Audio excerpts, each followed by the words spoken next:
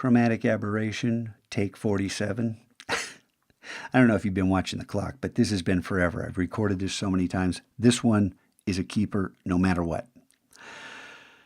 First point, you are probably working on a different image, so your problems are going to be different than mine. I can't possibly cover every single eventuality.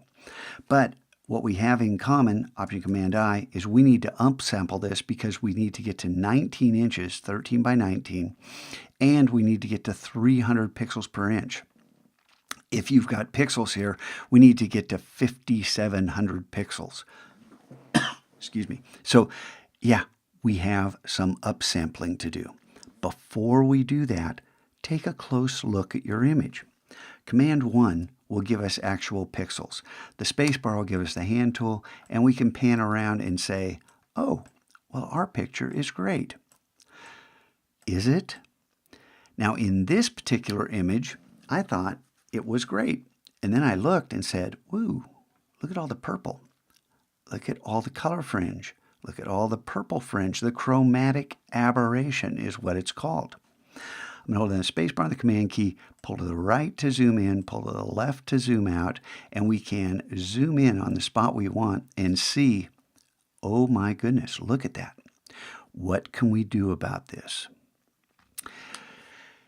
Now, some of you might be thinking, well, just turn it into a black and white picture. You can go into hue and saturation and crank the saturation down, and yes, the fringe, the color fringe goes away, but you have now not created a black and white picture. Well, you have, but you have created the absolute worst possible black and white picture you could.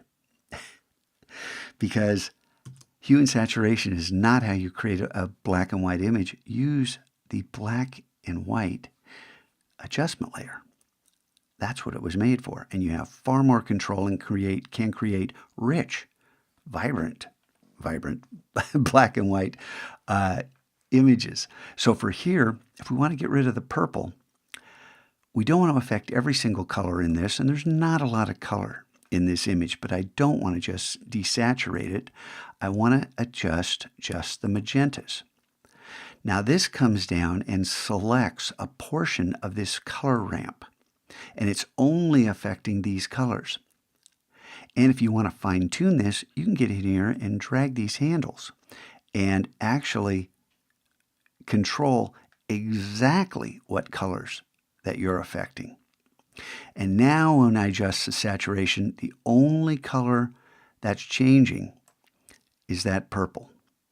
That's not really true. The green fringe got a little more pronounced. See it? But green in trees is not nearly as bad as purple in trees when there's bare branches. We're not talking about, leaves at this point. So now, if I command 0, now our before and after, let me get rid of this so it's not blocking our picture. Our before and after, you see the picture itself didn't really change. We haven't changed colors in the rest of our image because, number one, there's not a lot of magentas, but number two, we targeted a very small portion of that color ramp. So now we've taken care of the chromatic aberration. We still have that green fringe, but again, these are trees, so that's not such a big deal. And I plan on adding a blue tone to this entire image because it's a winter concert poster and blue is a cold color, and that will help bring out the richness of this image in a little more impactful way. Got it? But again, your picture is different, so your mileage may vary. I just wanted you to know about that because that's going to crop up in a lot of images.